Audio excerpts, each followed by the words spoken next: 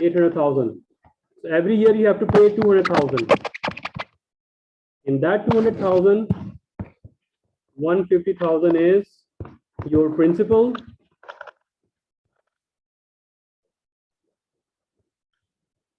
and 50,000 is interest. This 50,000 will go to income statement, and this 150,000 is your, because this year it happened, this is your current portion of current maturities of long-term debt, right? So this year, how much you have to pay?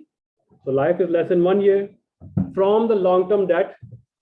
So this 150,000 is your current liability, current portion of long-term debt, and this 50,000 remaining is the interest expense that will go to income statement.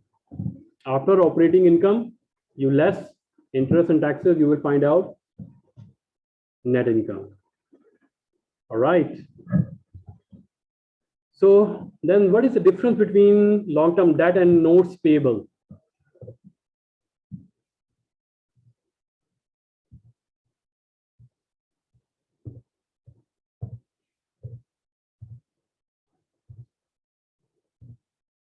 Okay. A notes payable,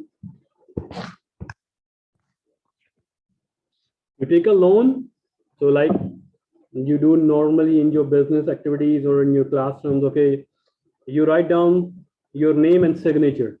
So on a company letter pad, like you take the recommendation letter from Donghua University, there is a seal, right? There's a stamp over there.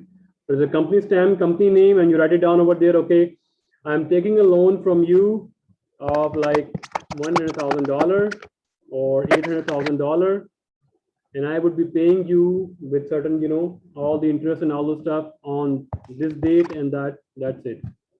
So this is the notes payable, and that is the contract between lender and the lendee, or those two business companies. One company is giving loan to other company, or one client is giving loan to the company, right? Anything can happen. So this loan is basically on company letterhead, sealed by the company. So all the payment, you know, terms and conditions going to be written here. So at the end, that person comes, since this is under, it can be short term, it can be long term. Short term notes payable, life is less than 1 year. Long term notes payable, life is greater than 1 year. After 2 years, after 3 years, you have to present this letter, and we will be paying you this $800,000. That's it.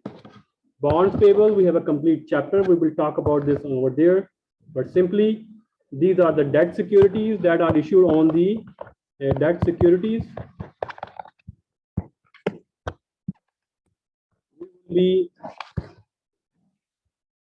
These are the debt securities that we will be, you know, issuing to the public and ask them loan. So minimum one security is equal to $1,000, right? If you need to raise $1 million, how many bonds you need to issue? Divide by 1,000. Answer is 1,000. So 1,000 bonds you need to issue to the public. So whoever had those bonds, they will receive interest from you periodically, and everything is mentioned on bonds. So this is the liability side of the GAAP incorporation. That's why it is written partial. So these are all liabilities. So you see current liabilities. So it is also written like this. So current maturities of long term. Now you understand what do we mean by this current maturity of long term? So long term debt from there, 59. So previously it was, answer going to be, okay, so 1606 plus 59. So in 2000, so for example, so in 2011 they didn't take a loan, long-term loans. So in 2012 And 12, at the start of 2012, they took a loan of 1665. At the end of this year, they need to retire 59. So minus 59, that will go to current liability, and the rest 1606 is going to be here, right? So this is what we mean by current maturities of long-term debt or current portion of long-term debt. Accounts payable, we have to pay to our suppliers 1066, and these are all in millions. Accrued expenses and other liabilities, which means expense occurred but you need to pay, like whitewash expenses, salaries, and all those stuff. Already they had done, you have received the services, or you have done or expense incurred, but you still have to pay. Maybe there is procedural, it takes, like in a university, if I'm getting paid, my bill is going to be finance department, accounting department, and then they are going to sign me, and then return it to the department, and they present it to the bank, and bank will take like 4 to 5 days, and my salary is going to be transferred after 15 days, right?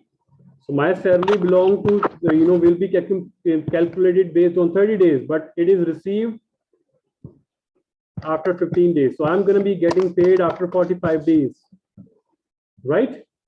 So extra 15 days, these are salary payable.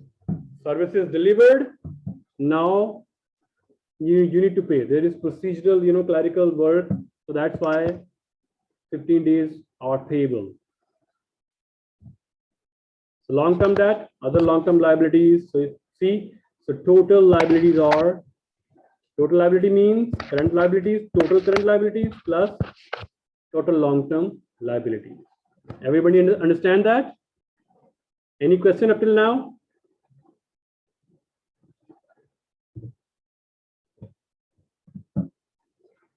If no more question, let's move to the equity side. Equity include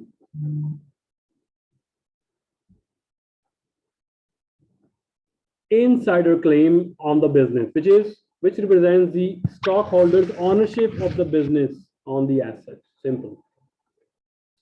So which includes common stock paid in capital, which is additional paid in capital, retained earnings, we already know that. Treasury stock. What do we mean by treasury stock? Treasury stock, if you buy back your own share.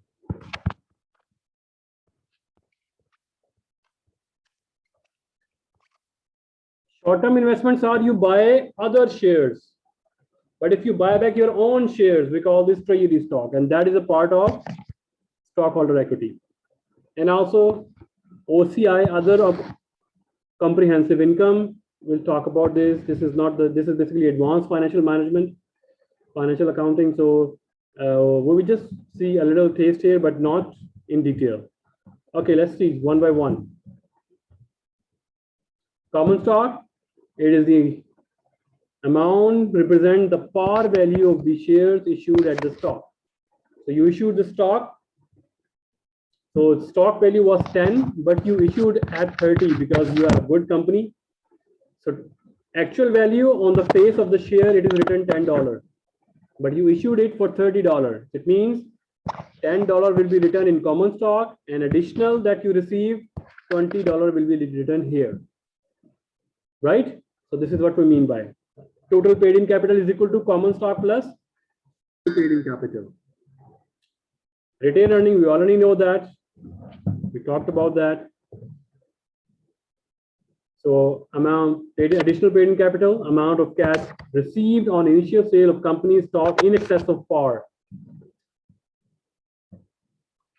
Talking about in detail when we account for the shareholder equity. One by one, we'll talk about this. So retained earning, portion of net income reinvested in the business. We talked about this heavily here. Treasury stock means amount paid by companies to repurchase its own assets, own stocks. Other comprehensive income, which is basically items on gain or loss that are allowed by financial accounting standard boards or GAAP principles. Basically, these are the extra income. For example, your business was in China, and now you send yuan to the US.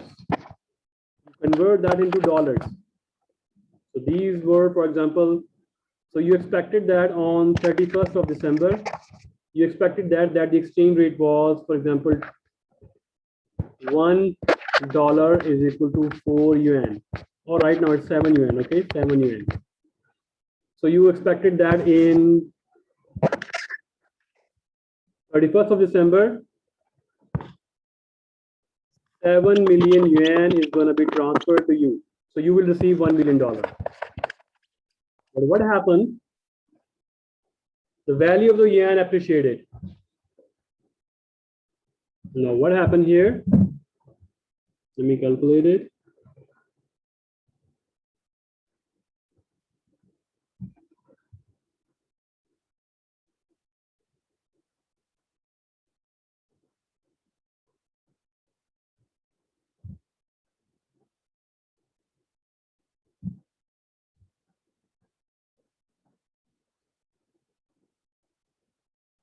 Wait a second.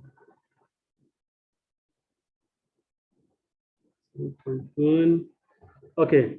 Now the value of yuan appreciated, and it turned out to be when you convert that one into the dollars, you expected to receive $1 million, but now you are receiving extra more 50,000 due to currency translation. That's it.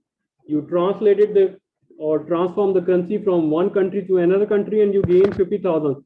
So this 50,000 belongs to shareholder, but that is written under other comprehensive income, right? Okay. So this is the equity side of the balance sheet. If you see closely, we have total liabilities 4667 2985 during 2011 and 12. So common stock, additional paid-in capital, retained earning, other comprehensive income, and treasury stock. The treasury stock is written in negative. Why? Because when you buy back your own share, so in the market your share decline, right? So that's why it is a negative. So treasury stock decreases the stockholder equity. It's not like you buy back your own share and your value increases. No. Because in the market now you buy back, so it means this much portion of ownership decreased. You buy back your own shares. That's it.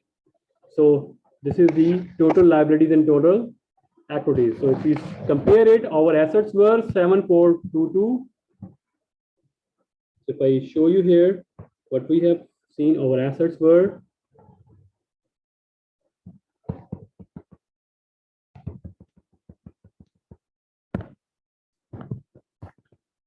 7422, right?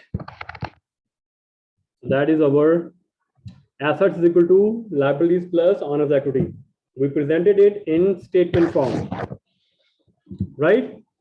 Here we go.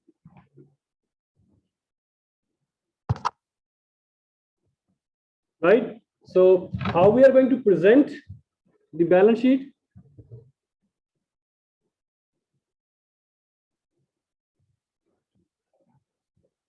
Assets. First you write down current assets, under current assets cash and equivalents,